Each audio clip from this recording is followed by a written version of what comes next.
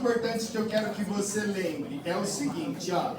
Quando a gente pensa na produção de ácido úrico, você vai lembrar das bases nitrogenadas que acabou de falhar meu computador.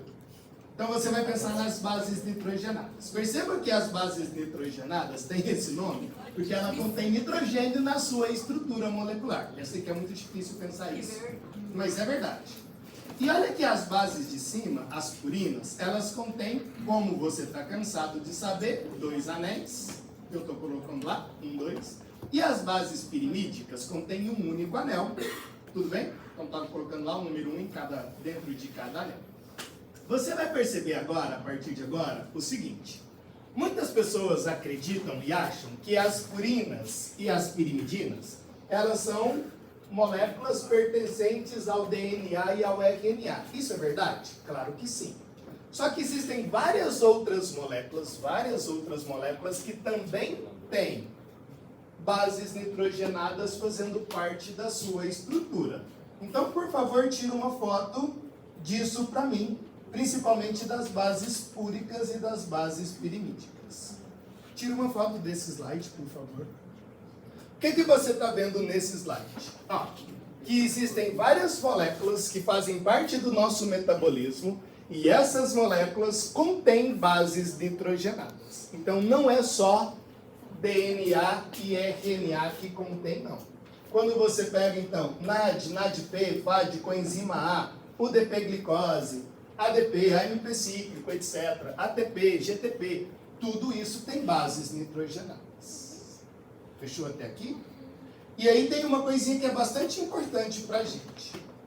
Essas bases nitrogenadas, a gente vai ter basicamente 3 fontes delas para o nosso corpo.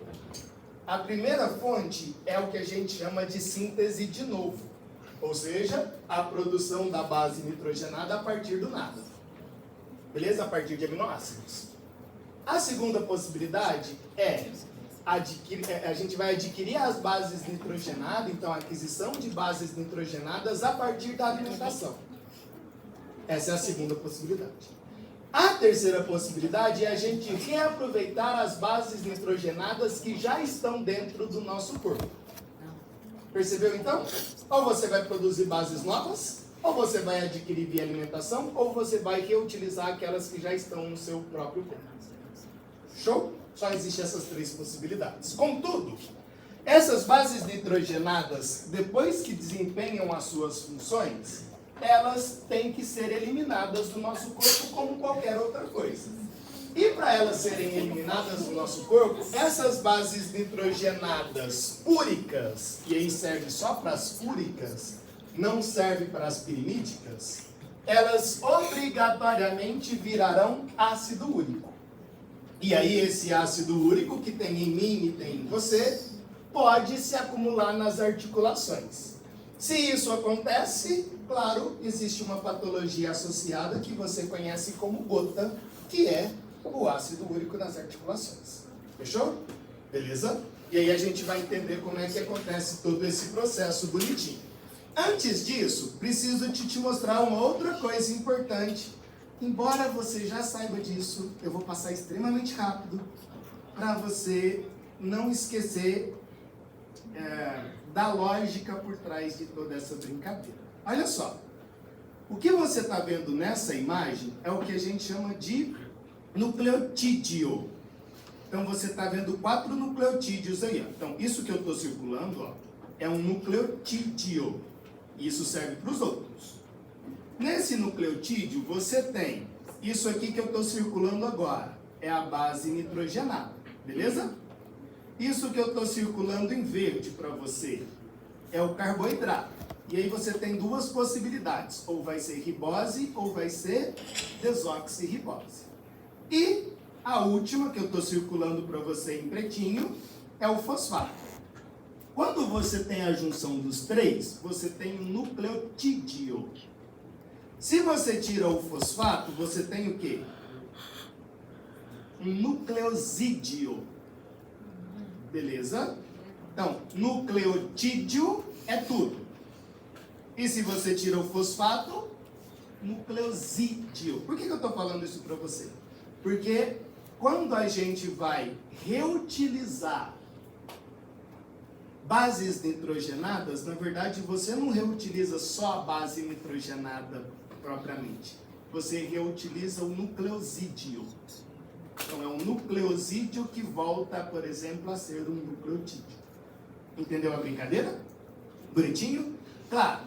Se você então, tirei o fosfato, nucleosídeo, tirei o carboidrato, sobrou a base nitrogenada.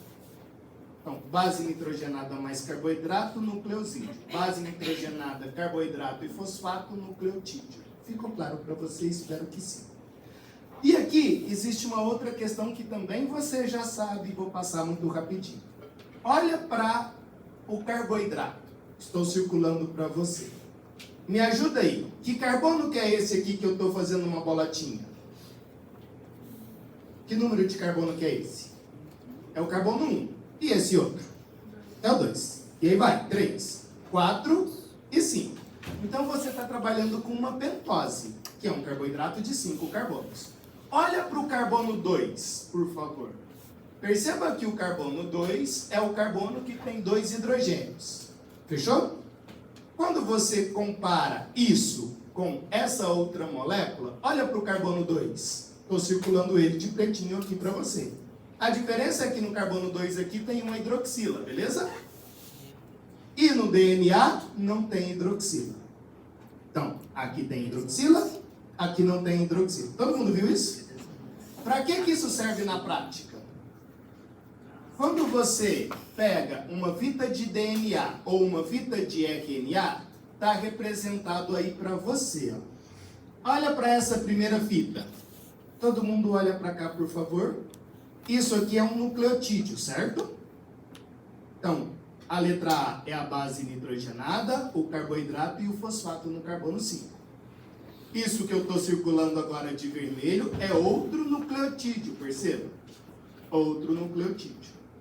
Perceba que o nucleotídeo verde está fazendo uma reação química com um nucleotídeo vermelho, que eu circulei de vermelho. E a reação química sempre acontece com a hidroxila do carbono 3 e o fosfato do carbono 5. E claro, por isso que o nosso DNA é 3 linhas, 5 linhas. É por causa dessa relação do carbono 3 com o carbono 5. Com a hidroxila do carbono 3 com o fosfato do carbono 5. Mas e daí? Para que isso serve? Olha para o carbono 2 que eu estava falando para você. No carbono 2 do DNA não tem hidroxila. E no carbono 2 do RNA? Tem hidroxila. O que isso muda? Isso muda a estabilidade dessa ligação. Se não tiver hidroxila, a ligação entre os nucleotídeos ela é extremamente resistente. Se tiver hidroxila, a interação entre os nucleotídeos é muito instável. Então, quando você for médico legista, por que você vai trabalhar com DNA e não com RNA? Você trabalha com DNA porque ele é estável. E por que ele é estável? Porque ele não tem essa hidroxila no carbono 2. A presença dessa hidroxila desestabiliza a molécula. Deu certo? Então, uma pessoa morre, tá lá. Ou vestígio de sangue, tá lá. E você coleta aquele sangue. Que beleza, coletei sangue. Você estuda o DNA ou o RNA do sangue? O DNA. Por quê? Porque essa merda fica 3 anos no ambiente sem ser destruído. E esse? No máximo 5 minutos. Mas qual é a diferença dos dois? É só essa. A presença da hidroxila desestabiliza a ligação fosfodiéster. A ausência da hidroxila no carbono 2 estabiliza a ligação. Deu certo? Então, por isso que todo mundo trabalha com DNA e a minoria das pessoas trabalham com RNA por causa da sua estabilidade. Show? A presença ou não. Claro que você sabia isso. Aí o que vai acontecer? Quando você degrada as bases nitrogenadas púricas, algo ruim acontece. Outra coisa importante que teoricamente você já sabia, e isso se você sabe, provavelmente está errado. Que é, lembra da dupla fita de DNA? E aí você aprende isso lá no segundo colegial, acho. E as bases nitrogenadas, citosina e guanina, tem 3 pontos de hidrogênio. E as bases nitrogenadas, adenina e timina, tem 2. Provavelmente isso é mentira. Tá? Muito provavelmente. De graça. Muito provavelmente isso é mentira. Tem um grupo de cientistas franceses que publicaram ano passado uma nova estrutura do nosso material genético, falando que não há as ligações de pontes de hidrogênio entre as bases nitrogenadas. Tem o que então? É outro tipo de interação química, que não são as pontes de hidrogênio que estabilizam a molécula. Tipo, isso vai mudar de 50 anos de conhecimento, se for verdade. Vai que eles estão mentindo também, né? Vai que... Ei! Fui menino. Essa mulher aqui. É pegadinha. Pode ser. Mas beleza aqui? Então eu só mostro isso aqui e vou te falar. Nossa, isso aqui pode ser verdade? Pode, mas provavelmente é mentira. E aí daqui 5 anos você vai falar assim, nossa, o Léo falou que era mentira, hein? Eu não. Eu só li. Tá, vamos para o que nos interessa então depois dessa brilhante introdução. Como que a gente adquire então os nossos nucleotídeos? Ou é a partir do processo digestivo, então você adquire via alimentação, ou é reaproveitando essa brincadeira, ou seja, do próprio metabolismo corporal, e a gente chama isso de rota de recuperação. E a última e não menos importante é produzir novinho, sem nenhum grilo, é a síntese de novo. Tá. Para que exista a síntese de nucleotídeo, a gente precisa de uma base. Isso serve para um vírus e serve para uma baleia jubarte. É idêntico. Então, claro, serve para você também.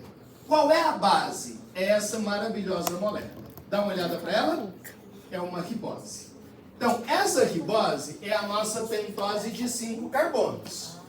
Beleza? 1, 2, 3, 4, 5 carbonos. Olha a lógica. Se é uma ribose e tem hidroxila no carbono 2, isso é um DNA, ou aliás, vai formar um DNA ou um RNA? Um RNA. Então perceba que, evolutivamente pensando, as primeiras moléculas que surgiram nos primórdios eram moléculas de RNA. E só depois tirou esse oxigênio e o RNA foi convertido em DNA. Beleza? Então, os primeiros micro-organismos que surgiram nos mares da vida tinham como material genético RNA. E aí depois tira-se a hidroxila do carbono 2 e produz o DNA. Deu certo, né? E aí você vai perceber que essa ribose vai ter um fosfato obrigatoriamente em qual carbono? 5, que é a ribose 5-fosfato. Então a gente precisa da ribose 5-fosfato para que exista a síntese das bases púricas e você vai perceber das bases pirimídicas também. Deu certo até aqui? Então, não tem jeito de você produzir nucleotídeo, base nitrogenada, adenina, guanina, citosina, timina, uracila, sem esse início. É impossível. Beleza? Então, na verdade, você não produz adenina, você produz adenosina. Deu certo? Você sempre produz um nucleotídeo. Você nunca produz a base nitrogenada sozinho. Acho que você entendeu. E aqui tem uma coisa que é muito legal. O que vai acontecer é o seguinte. Essa ribose 5-fosfato, se você lembrar lá do segundo período, claro que você lembra porque o seu cérebro é brilhante. Você lembra que eu falava para você do estresse oxidativo, da via do sistema glutationa? Lembra disso? Sim. Que a glicose entraria na célula e ela teria que perder 2 hidrogênios lá do carbono 1. Lembrou? E esse hidrogênio ia passar para o NADP, não sei o que, até chegar da glutationa peroxidase, para quebrar a água oxigenada em água. E até o diabético. Nossa, o diabético tem problema porque não entra glicose para dentro da célula, aí o sistema glutationa não funciona, aquela merda toda. Sim. Bem, Aquela via é exatamente a via da produção da ribose 5-fosfato, a gente chama de via das pentoses. Então, o sistema glutationa do segundo período conversa, é dependente da via das pentoses. E é na via das pentoses que você produz a ribose 5-fosfato. O que significa? Que a glicose que você come, ao entrar na sua célula, vira ribose. Pensa no prejuízo que é isso para o diabético. Pensa aí. Acho que você entende, e a gente já discutiu muito isso, espero que você lembre, que nós, eu sou pré-diabético, que nós futuros diabéticos... Nossa, Nossa. Nossa, nada, vocês. Turma unida. Não. Certeza. Estaremos lá na fila do SUS falando, como é que me glicemia? Fila do sul, não. Logo tudo. Ah, a vida é foda, velho. É uma bosta. Você faz exercício físico, para de beber. Não serve pra nada, é Então triste, tá bom. é triste, é triste. Já que não adianta, dá foda-se. Eu penso todo dia. Você vai ter Dito isto maravilhosamente, eu não sei nem o que eu tava falando mais. Isso, ó. Lembra que no semestre passado, no segundo período, a gente estava discutindo sobre coagulação sanguínea. E a coagulação sanguínea era diferente do processo de cicatrização? Sim, uma coisa é coagular, outra coisa é cicatrizar. E para você cicatrizar, provavelmente a professora Emiliana deve ter dito isso para você, que a gente tem que ter mitoses sucessivas do tecido lesionado. E para você ter mitose sucessiva, claro que você sabe que a professora Rosana brilhantemente falou para você que você precisa de duplicar o material genético. E para duplicar o material genético, você precisa de nucleotídeos. E você, para produzir nucleotídeos, você precisa de quem? Da ribose 5-fosfato. E essa merda dessa ribose 5-fosfato, ela é adquirida via quem? Glicose. Não sei se você está percebendo. Se você não consegue colocar a glicose dentro da célula, a sua mitose vai ser acelerada ou diminuída? Diminuída. E é um dos fatores que levam as pessoas a terem problemas de cicatrização. Porque não tem glicose suficiente para produzir ribose suficiente e, consequentemente, nucleotídeo suficiente. Deu certo? Percebeu que eu falei que é um dos fatores, não é o fator. E aí acontecerá o seguinte: essa maravilhosa enzima que se chama ribose fosfato pirofosfoquinase, você, claro, não precisa de saber o nome dela, vai pegar a ribose 5-fosfato, vai pegar um ATP e vai colocar mais 2 fosfatos da ribose 5-fosfato, produzindo o que a gente chama de PRPP. E agora sim, inicia-se o processo de construção da base nitrogenada. São 15 passos. Qual que você tem que decorar? Nenhum. Esquece. São 15 passozinhos. Qual é o objetivo final dos 15 passos? Vai ser substituir esses 2 fosfatos que ligou aqui no carbono 1, espero que você esteja visualizando, por uma base nitrogenada conhecida como inosina, que é essa que vem aí e está na sua frente. Essa é a inosina. Nossa, tem inosina dentro de mim? Tem, que é essa base nitrogenada. Essa inosina ela vai ser diferenciada em 2 outras, que é a guanina e a adenina. Então, para produzir adenina e guanina, você precisa de inosina. Agora vem de novo. Vai, brilha. Olha só. Cada um desses elementos químicos está vindo de um composto diferente. Olha o que está em azul claro. O que é isso? Isso é ácido fólico. Que você, futuro médico, vai falar para a gestante: ai, toma ácido fólico para fechar o tubo neural do seu filho.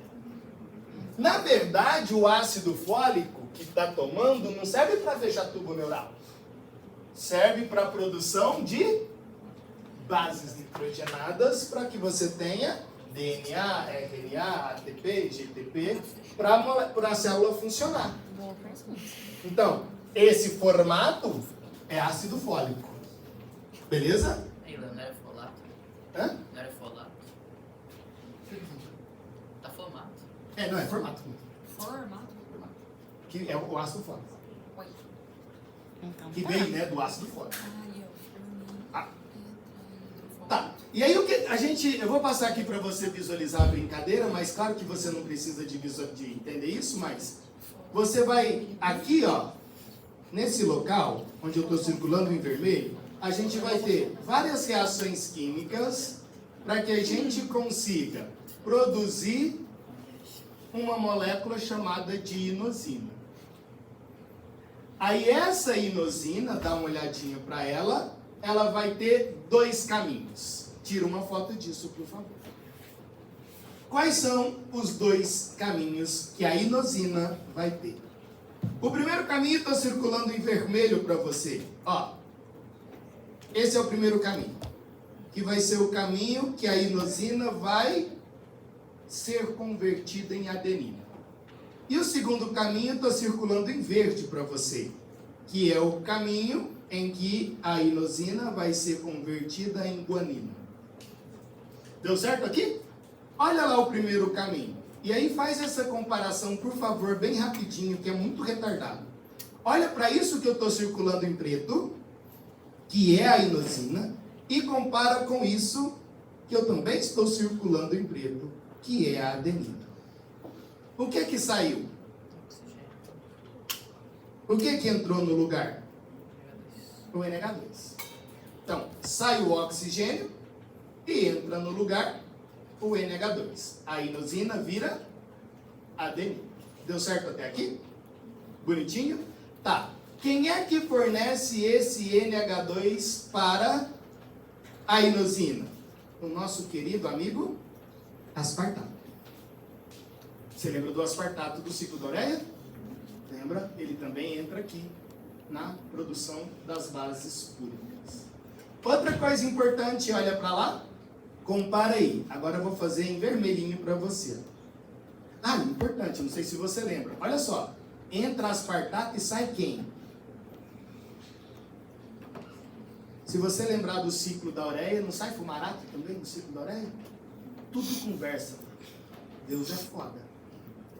Segunda coisa, ó.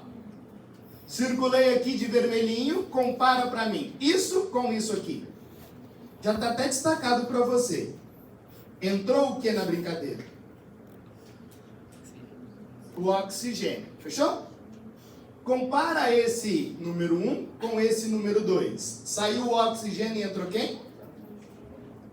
Nitrogênio. Então, a inosina virou xantina e a xantina guanina. Essa é a brincadeira. Para isso, perceba, eu vou precisar aqui da glutamina e a glutamina vira glutamato. Então, é a glutamina que está dando o nitrogênio para a xantina. Aí acontecerá o seguinte, olha que bonitinho que é esse. Estou colorindo de lilás para você. Essa é a ribose. Tem quantos carbonos? 5. E esse é o fosfato que está ligado no carbono 5 da ribose. Então isso aqui, ó, é a estrutura de uma molécula de DNA ou RNA? RNA. Beleza? Então isso aqui, ó, seria uma molécula de RNA. É um ácido ribonucleico. Aqui seria uma molécula de RNA. Ah, Léo, como é que eu transformo o RNA em DNA? Olha para isso. Existe uma enzima maravilhosa. Essa enzima maravilhosa, vou até te mostrar ela aqui, ó. É um ribonucleotídeo redutase. Olha o que ela faz. Olha só os dois últimos e você entende. Esse é o sítio ativo da enzima e está entrando aqui uma ribose ou uma desoxirribose? Olha no carbono 2. Hidroxila, então, é uma ribose. Olha o que está saindo. Olha no carbono 2. Uma desoxirribose. ribose.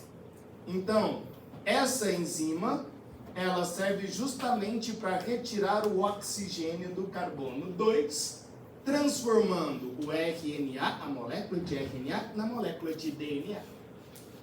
Show de bola? Entendeu? Não, claro que a gente não precisa de saber todos esses passos, mas é interessante que você saiba que a primeira molécula a ser produzida é o nosso RNA. E só depois esse RNA vira DNA. E você não pode mais, por exemplo, chamar cromossomo de DNA, porque não é, né? Cromossomo é uma sequência gigantesca de DNA. O DNA é cada nucleotídeo que faz parte do cromossomo. Show de bola? E o que isso tem a ver com ácido úrico? Bem, tem a ver que quando você faz exatamente o contrário da síntese, ou seja, quando você pensa na degradação, você produz ácido úrico. Como assim? Dá uma olhadinha para cá, por favor. Então, essa é a síntese e aqui vai ser a degradação. Vou aumentar para você. Eu estou com a adenosina monofosfato, AMP, adenosina monofosfato. O que vai sair desse AMP? O fosfato. E aí eu só tenho adenosina. Ou seja, um nucleotídeo virou nucleosídeo. Beleza? Adenosina. Perdeu o fosfato. O que vai sair depois disso? O NH3. Aí a adenosina volta a ser inosina. E depois eu perco a ribose. Agora você tem o que a gente chama de hipoxantina. Essa hipoxantina vai receber uma hidroxila e vai virar a xantina. E a xantina recebe outra hidroxila e vira o ácido úrico e você elimina o ácido úrico ou nas fezes ou na urina. Então o que a gente fez? Olha só, vou circular aqui para você ficar feliz. Primeiro, eu tirei o fosfato. Depois, eu tirei o nitrogênio. E depois eu tirei a ribose. O que sobrou é a hipoxantina. Coloco uma hidroxila, vira xantina. Coloco outra hidroxila, vira ácido úrico. Qual é a brincadeira disso? Dependendo do pH que você tem, esse hidrogênio aqui, ó, ele desprotona. Esse outro hidrogênio aqui, ó, ele desprotona. E aí ele fica com carga negativa. Aí ele consegue atravessar a membrana plasmática? Não. Se ele não atravessa a membrana plasmática, ele fica retido. Prazer, gota. Entendeu a brincadeira? Vou desenhar para você que o meu desenho é maravilhoso. Tá lá, ó. Aqui é o seu ossinho do seu dedo. Chama carpo. Falange. Aqui é outro ossinho da sua falange. Beleza? Aqui você tem cartilagem. E a bolsa sinovial, certo? O pH aqui, ó. O pH. Ele é um pH mais básico do que o sangue. Quando o ácido úrico, ele está aqui dentro, o que acontece com a sua hidroxila? Desprotona. E aí, a carga negativa impede com que esse ácido úrico volte para a circulação. E aí você começa a ter muito ácido úrico na sua articulação. O que isso gera? Inflamação, conhecido como gota. Se você é um médico legal, o que você vai fazer? Impedir a produção de ácido úrico. Como é que você faz isso, médico legal? Você faz assim, ó. Oh, desculpa. Você faz algo que acabou de sumir. Você faz assim. olha o nome da última enzima. Como é que ela chama? Xantina oxidase. A xantina oxidase transforma o que em que? Transforma a xantina em ácido úrico. Se eu não quiser ácido úrico, o que eu faço? Inibo a xantina oxidase. Qual é o fármaco mais prescrito no mundo para isso? O halopurinol. Olha a molécula de halopurinol. Olha quão genial é isso. Olha a molécula do halopurinol e olha a molécula da xantina ou da hipoxantina. Tanto faz. Tem um carbono e um nitrogênio no halopurinol. E aqui tem um nitrogênio e um carbono. Que tipo de competição existe na enzima? Três tipos de inibição, não sei se você lembra, né? Que é a competição, a inibição competitiva, a inibição não competitiva e a inibição mista. Não sei se você lembra disso. A inibição competitiva acontece quando você tem substratos que são extremamente parecidos. Então, o halopurinol, que é o fármaco mais prescrito para que você não tenha a produção de ácido úrico, produz. Aliás, compete, né, com o sítio ativo da enzima xantina oxidase de forma competitiva. É literalmente compete de forma competitiva. É literalmente isso. É um tipo de inibição competitiva. Então, esse quer entrar, esse também quer entrar. Se você tem muito desse, esse não entra. E aí, ao invés de você produzir ácido úrico, você produz o oxipurinol. E esse oxipurinol, ele não acumula nas articulações. Bonito? Bonito. A mesma ideia acontece se você estiver pensando não mais na adenina monofosfato, mas se você estiver pensando na guanina monofosfato, que é o nosso GMP. Perceba que a lógica é mais ou menos a mesma. A primeira coisa que se perde é quem? O fosfato. A segunda coisa, a ribose. Não sei se você lembra, do passado foi o nitrogênio. Aqui a terceira coisa é o nitrogênio. Então esses dois se alternam. Beleza? Se é AMP, se é GMP. E aí você tem a xantina e a xantina vira ácido úrico. Então, se eu não quiser produzir ácido úrico, eu tenho que inibir a xantina oxidase. Qual é o fármaco que faz isso? Halopurinol. Quem vai ter gota na sala? Você que é cachaceiro. Vou melhorar. Você que bebe café. Ah, não. Vamos foder tudo? Você que come açúcar. Delícia. Aceita que a gente vai ter gota e vai ser diabético. É nóis. Tira uma foto disso. Por quê, tio? O que você, junto com quando você vê lá, nossa, meu pai tem gota, o que ele não vai comer? Ah, meu tio tem gota, o que ele não vai comer? Meu avô tem gota. Minha avó, sei lá quem. Minha mãe tem. Não, meu tio tem. Minha mãe tem diabetes. Todo velho vai ter. Não bebo, né? Café. Café. Ai, no meu café. O pior é o café. Ah, A galera do café diz que não. Com certeza Não, não. Coca-Cola é cegado. Vem junto comigo, ó. Na sua dieta, se tiver café, frutose ou álcool, é foda. Você que é foda. A vida não é legal. Não é legal. Claro, se o seu fígado estiver feliz, isso não vai ter muito problema. Mas se o seu fígado não estiver muito feliz, isso vai ter problema.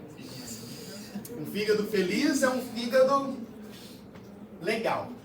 Vem junto comigo que você entende, ó. Sabe a cafeína que você toma para ficar acordadão? Na verdade, a cafeína é o que a gente chama de metil. Se você... Metil é um CH3, eu não sei se você lembra. Se você tira o metil, sobra quem? E a enzima que transforma a xantina em que mesmo? Então, se você tomar cafeína, você está tomando o precursor de ácido úrico. Então, o seu papai, a sua mamãe, seu tio, sei lá quem, que tiver ácido úrico, você vai falar, não toma café não. Principalmente, claro, nos períodos de inflamação, né? Nos períodos de dor, etc. A pessoa que tem ácido úrico não tem inflamação 100% do tempo, não. Ou se você quiser com que ele tenha inflamação, fala, nossa, esse cara é chato. Vou dar muito café pra ele. Pra ele sofrer um pouco. As pessoas são más. Então você não vai poder tomar café, acho que você já entendeu, porque a nossa cafeína é um precursor de ácido úrico. Gente, quem não tem problema no pH dos líquidos sinovial, não tem problema, não vai acumular ácido úrico não, tá? Se o seu líquido sinovial é bonitinho lá, não vai dar nada não. É só se ele não for bonitinho. Aqui na frutose, o conceito, ele é muito doido. O conceito da frutose é assim, ó. Por que eu não posso comer frutose? E isso aqui é uma discussão muito legal, porque as pessoas pensam assim. Quando você pega os carboidratos de 6 carbonos, se você lembrar do ciclo passado, frutose, glicose, galactose, manose, são moléculas aí de 6 carbonos. E quando você pega a sacarose, que é o açúcar que você come toda hora aí, é uma molécula de glicose mais uma molécula de frutose. Então, essas duas moléculas, glicose e frutose, produzem a sacarose. Deu certo na sua cabeça? Deu? Então, se você tomar um café bem docinho, é pior. Acho que você está entendendo. O que a frutose faz? Olha só. A frutose, quando ela entra na nossa célula, ela entra na via glicolítica. Não sei se você lembra da via glicolítica, acho que você já decorou, glicose, glicose 6-fosfato, frutose 6-fosfato, lembra? Então, quando a frutose ela entra na via glicolítica, ela recebe um fosfato para virar a frutose 6-fosfato. Bonito isso? Então, a frutose não vira glicose, não. A frutose recebe um fosfato e entra na frutose 6-fosfato. Deu certo? Tá. De onde vem esse fosfato? Do ATP. Tá? Na verdade, vira frutose 1-fosfato e a frutose 1-fosfato vira frutose 6-fosfato. Então, o ATP é que vai dar esse fosfato. Quando o ATP dá o fosfato, ele vira AMP. E o AMP entra na via da degradação para a produção de quem? A gente acabou de ver isso. Beleza, você vai falar, não, tá, e agora? Agora é o seguinte, não sei se você lembra, quando a glicose ela entra na sua célula, a glicose ela é regulada, a via glicolítica ela é regulada. Não sei se vai junto comigo, ó. Você vai lembrar, claro, que você é super inteligente. Eu disse isso milhões de vezes para você, olha se faz lógica. Quando a glicose ela entra na célula, para ela não sair da célula, o que tem que acontecer? Receber um fosfato. No carbono, 6. Toda vez que a glicose entra na célula, ela recebe o fosfato? Não. Se fosse no seu cérebro, a resposta é sim. Mas se for no seu fígado, é só em situação pós-prandial. Lembra do KM e do KCAT das enzimas? Beleza. Então existe uma regulação da enzima que coloca fosfato na glicose. Isso não acontece na enzima que coloca o fosfato na frutose. Toda frutose que entra na célula recebe o fosfato. Percebe? Entendeu isso? Então, se você comer muita frutose, o que vai acontecer com o ATP que está no citosol da sua célula? Vai virar AMP. Porque a frutose vai virar frutose 1-fosfato e depois frutose 6-fosfato. Então, para colocar o fosfato na frutose, você consome o ATP da sua célula, do citosol da sua célula. E aí o ATP vira AMP. E o AMP entra na via da degradação das bases úricas e produz ácido úrico.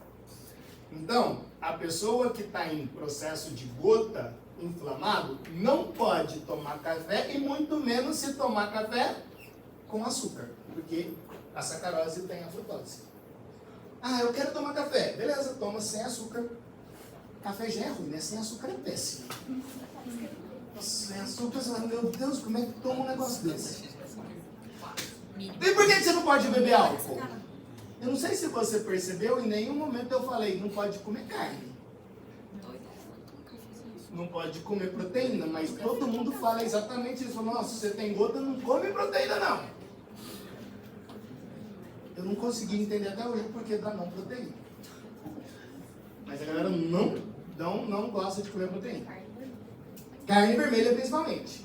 Na minha concepção, e eu acho que você vai entender, pelo menos a única relação que eu consegui achar, foi que a carne vermelha, o músculo, né, vermelho tem vários núcleos. Concorda com isso? É uma célula polinuclear. Significa que tem DNA pra caralho naquilo. E a degradação de DNA das bases púricas entra aí na via da produção de ácido úrico. Só essa lógica que eu consegui pensar. Eu nunca consegui pensar em outra. Vai que é verdade. Por que você não pode beber? Ou o seu pai não pode beber? O seu pai, claro que tem gota. Porque na degradação do álcool, você produz acetaldeído. Eu não sei se você sabe, é essa merda aqui que te dá ressaca, ó. Acetaldeído. Não, eu tô com dor de cabeça. É isso aqui que eu tô circulando. Não é o álcool. Pare de falar mal do álcool. Fale mal do acetaldeído. É o que te dá mau hálito, etc, etc, etc. Bebidas jovens, queridos, são bebidas ricas em acetaldeído. Bebidas envelhecidas perdem o acetaldeído. Acho que você entendeu que a partir de hoje, uísque, 18 anos. Mas você não tem ressaca. Tô lhe dando a dica. Ah, vou tomar carotinha. Mano. Caralho, como é que chama? Aquele negocinho, você lembra? Corote. É pior ainda. Velho, tem muito acetaldeído. Pinga. Tem muito acetaldeído. Nossa, mas eu estou tomando uma pinga envelhecida. Tem menos acetaldeído. Dá menos ressaca. Dito isso, você vai lembrar o seguinte. Que para a degradação do álcool lá no seu hepatócito, você precisa de NAD+. E o NAD+, vira NADH. Beleza? Se você precisar de repor esse NADH, lembra que o piruvato vira lactato? Esse lactato aqui, e olha que doido que é isso que eu estou te dizendo. Esse lactato, ele vai lá para os nossos rins e ele inibe. Aliás, inibe não. Ele ativa o transportador de urato. Significa que a pessoa fica reabsorvendo urato, em vez de eliminar na excreta, na urina. Então, o excesso de lactato faz com que o transportador de ácido úrico, né, que o sal é o urato, que está prestes a ser eliminado via urina, volte para a corrente sanguínea. Então, olha que loucura. Me dá uma outra possibilidade de lactato que você produz. Exercício físico. Então, você não pode fazer exercício físico se você estiver com dor. Não é simplesmente porque dói. É porque o excesso de lactato que é produzido quando você faz exercício físico impede com que o ácido úrico seja eliminado. E aí você concentra ácido úrico na corrente sanguínea e, consequentemente, nas articulações. Fala a verdade. Você acha que isso cai na nossa prova? Não é? Porque vai estar lá um senhor, eu vou colocar uma imagem parecida com essa. Né? Uma imagem parecida com essa, claro, nos dedos da mão, para falar que é diferente. Mas vai, nossa, ó, tá inchado, dolorido, vermelho. Você pensa, claro, é gota. E eu vou colocar a dieta da pessoa. Bebe 1 litrinho de café por dia. Eu fiquei sabendo que o café é a segunda bebida mais consumida no mundo, né? É mais que cerveja. Cara, o café, não sei se é verdade, mas se for, a pessoa nunca pegou cerveja. Tem gente comparar. Café é bom, é ruim demais, né? Nossa, café é ruim demais. Eu ganhei um café agora, eu falo mal do café tem tempo, né? Aí tem uma aluna que mexe com café, nossa, vou te dar um café especial. Entendeu? É maravilhoso. E vou colocar açúcar naquilo. Deus do céu. Mas é bom, essa é melhor do que os outros. Mas é difícil. Vai estar na prova, acredite. Sempre está na prova. Isso sempre cai na prova. Aí, o que a gente pensa depois disso? Olha só. Quais são as outras possibilidades que a gente tem? Funciona assim, ó. Qualquer nucleotídeo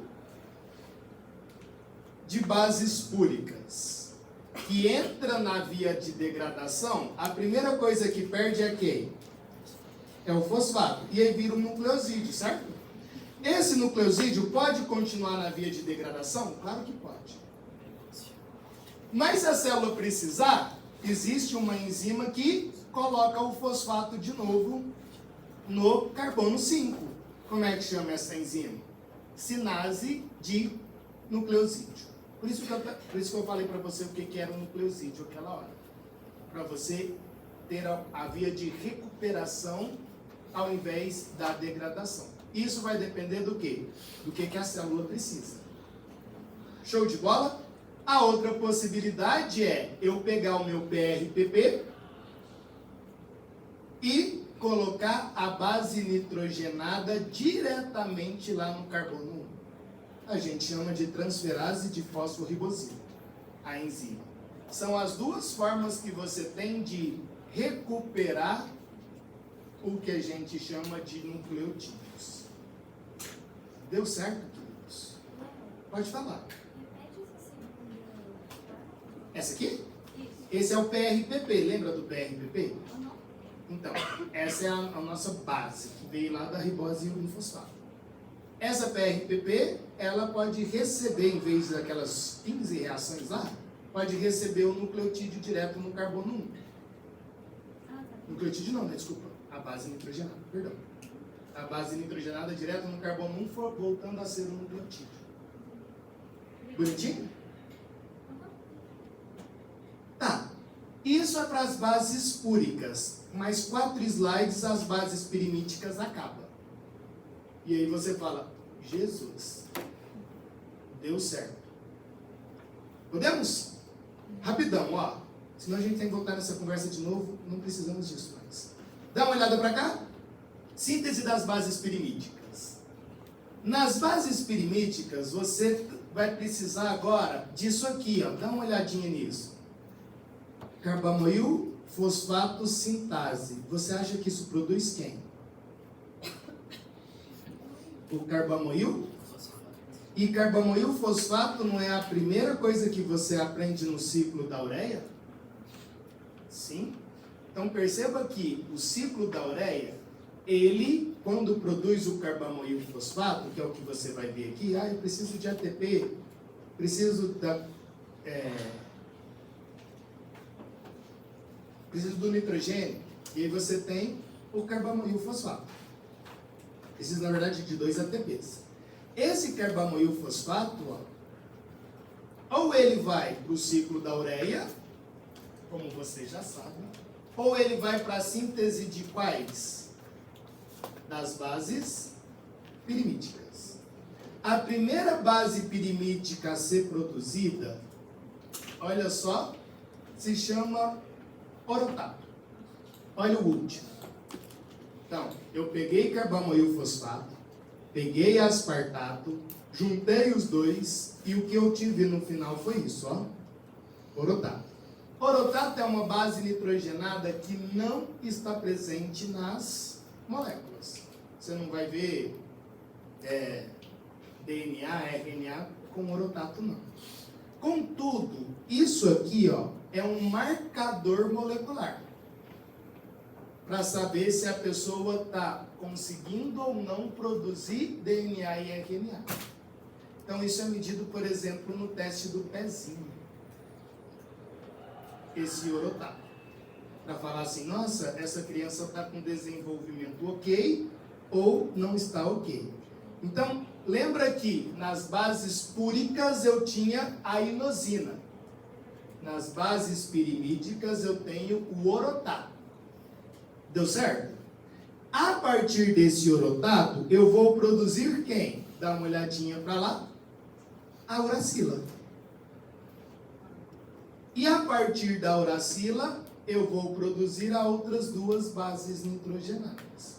Perceba que o orotato, ele se junta ao PRPP, e aí, né, você tem o ouro de lado, e aí se você tira isso aqui, ó, estou circulando, e da brincadeira, tira o CO2, você transformou o orotato em uracila. Nossa, que beleza, então a primeira que eu tenho é a uracila? E é a partir da uracila que você vai produzir as outras bases nitrogenadas, que é a citosina e a timina. Então, evolutivamente pensando, mais uma vez, lembra que você tinha ribose ao invés de desoxirribose? E no RNA você tem o quê? Uracila. Então, as primeiras moléculas, teoricamente, no mar da vida, são moléculas de RNA. E só depois brinca de produzir o DNA. Então, olha só, olha a uracila, compara aí pra gente. Tirei esse oxigênio e coloquei nitrogênio. Beleza, a uracila virou citosina. De onde vem esse nitrogênio? Do glutamato. Fechou? Então, isso você tem que falar assim, nossa, que beleza, tinha orotato, orotato virou uracila, uracila vira citosina. Essa mesma uracila, ela recebe lá o CH3, e aí ela vira timina. Então, a uracila recebe o CH3 e vira timina. Beleza. A degradação das bases pirimídicas, a degradação delas, não produz ácido úrico. Tá? Ah, Léo, o que acontece na degradação delas? Tira uma foto disso, por favor. Na degradação delas, você vai produzir 2 aminoácidos betas, né? A alanina, beta, e o beta-amina isobutirado. E essas moléculazinhas, elas são eliminadas via urina feliz. Então, elas não servem, não causam patologias. Bonito. O que vai estar agora lá no seu Classroom? Que você vai tirar uma foto, na verdade. Para você ficar brincando de treinar em casa.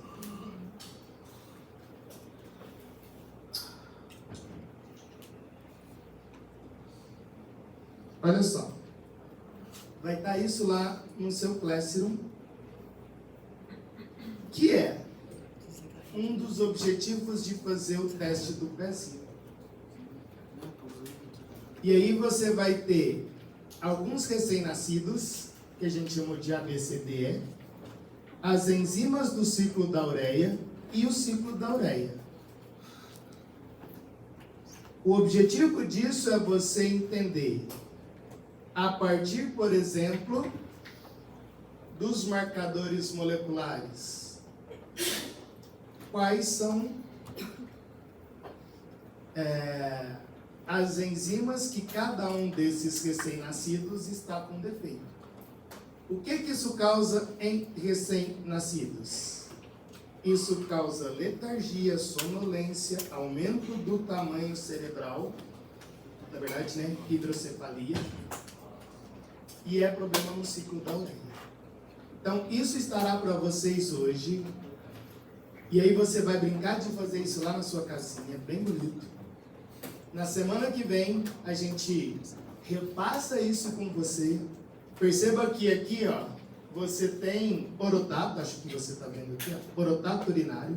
Agora você já sabe de onde vem o orotato, né? Vem da síntese das bases pirimídicas. Fechou?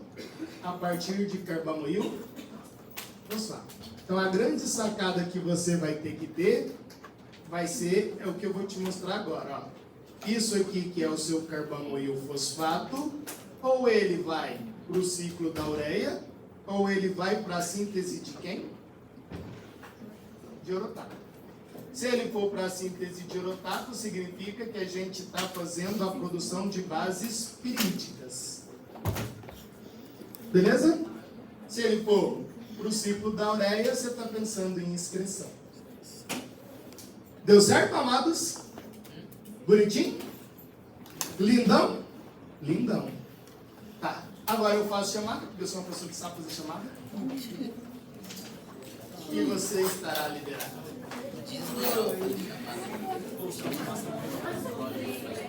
Isso.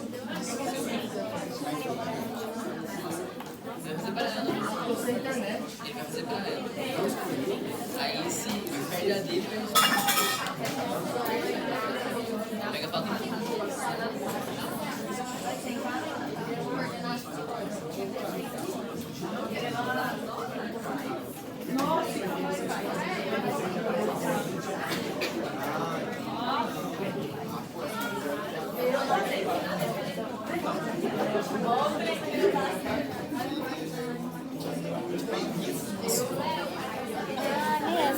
Gente, a minha internet não está funcionando.